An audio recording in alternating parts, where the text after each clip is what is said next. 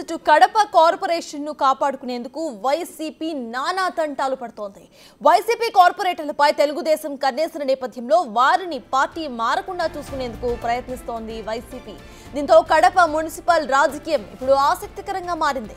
తాజా పరిణామాలతో జగన్ అప్రమత్తమయ్యారు. కడప జిల్లా పర్యటనలో ఉన్న ఆయన ఇడుపులపాయలో మీటింగ్ ను నిర్వహించారు. మేయర్ సురేష్ బాబుతో సహా కార్పొరేటర్స్ తో జగన్ సమావేశమై తాజా పరిస్థితులపై చర్చించారు. పార్టీ మారాలి అనుకుంటున్న కార్పొరేటర్లపై ఆరా తీశారు. ఆయన కడప కార్పొరేషన్ సర్వసభ సమావేశంలో జరిగిన ఘటనను జగన్ అడిగి తెలుసుకున్నారు. మేయర్ సురేష్ బాబుపై జగన్ మండిపడినట్లు సమాచారం. ఎట్టి పరిస్థితుల్లోనూ కార్పొరేషన్ లో పట్టు కోల్పోవద్దని సీరియస్ గా సూచించినట్లు తెలుస్తోంది.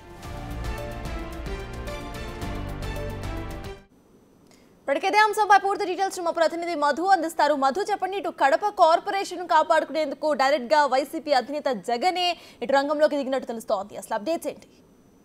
సత్తా నిన్నటి సోమవారం రోజు కడప కార్పొరేషన్ పరిధిలో సర్వసభ సమావేశం ఒకటి నిర్వహించారు. ఆ సర్వసభ సమావేశంలో గత వైసీపీలో ఉన్న కార్పొరేటర్లు కావచ్చు, ఒక 7-8 మంది కార్పొరేటర్ టీడీపీలో చేరారు గత కొద్ది రోజుల కిందట.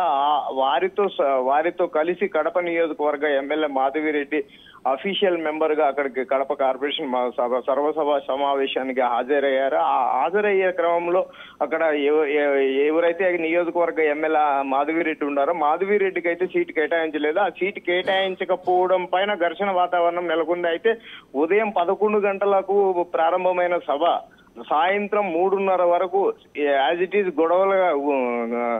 గొడవ కారణంగానే సభ కొనసాగినట్లయితే తెలుస్తుంది. అయితే ఈ అంతటికి కారణం ఏంటి అనేది వైఎస్ జగన్మోహన్ రెడ్డి క్రిస్మస్ వేడుకల సందర్భంగా జిల్లాలో 4 రోజుల పాటు పర్యటించనున్నారు. అందులో భాగంగానే నిన్న ఇడుపులపాయకి బెంగళూరు నుంచి ఇడుపులపాయకి చేరుకున్నారు. ఇడుపులపాయకి చేరుకున్న అనంతరం అక్కడ ప్రత్యేక ప్రార్థనలు చేసిన అనంతరం కడప కార్పొరేటర్లు కావచ్చు, అలాగే మేయర్ సురేష్ బాబుకు కావచ్చు, అలాగే మరోవైపు కమలాపురం మాజీ ఎమ్మెల్యే రవీంద్రనాథ్ రెడ్డి కావచ్చు, అలాగే మాజీ డిప్యూటీ సీఎం అంజద్ బాషాకి వీరందరికీ హుటాహుటన నన్ను వచ్చి కలిసింది, మీతో సమావేశం ఏర్పాటు చేసాము అన్నిటిగా అక్కడ నుంచి ఫోన్ రావడము, వీళ్ళు హుటాహుటన ఇడుపులపాయకి చేరుకోవడము, కార్పొరేటర్లు 38 మంది కార్పొరేటర్లతో అలాగే ఈ 3 నేతలతో ప్రత్యేక సమావేశం ఏర్పాటు చేసినట్లయితే తెలుస్తుంది. ఈ సమావేశంలో కార్పొరేటర్లు వైసీపీ నుండి వీడి టీడీపీలోకి ఎందుకు చేరుతున్నారో, ఆ కారణాలు ఏంటి, అసలు కార్పొరేటర్లకి ఏమి అన్యాయం జరుగుతుంది, గత వైసీపీ 5 ఏళ్ల పాలనలో కార్పొరేటర్లను ఏ విధంగా చూసుకున్నామా అనే కోణంలో అయితే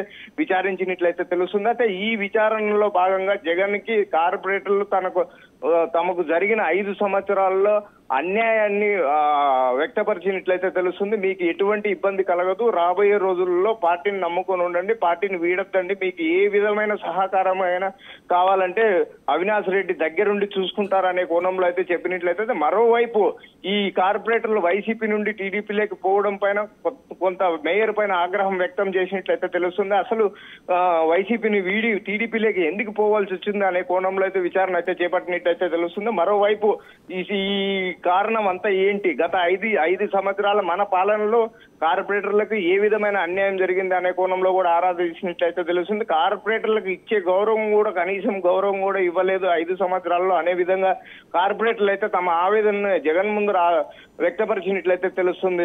సత్తాజ్ మధు, అయితే డైరెక్ట్ గా ఇటు జగనే వచ్చి మాట్లాడుతున్నారు కాబట్టి ఎవరైతే కార్పొరేటర్స్ టీడీపీలో జాయిన్ అవ్వాలి అని చూస్తున్నారో వాళ్ళ ఆలోచనల్ని మళ్ళీ ఒకసారి ఆలోచించి డెసిషన్ తీసుకునే అవకాశం ఉంది అనుకోవచ్చా?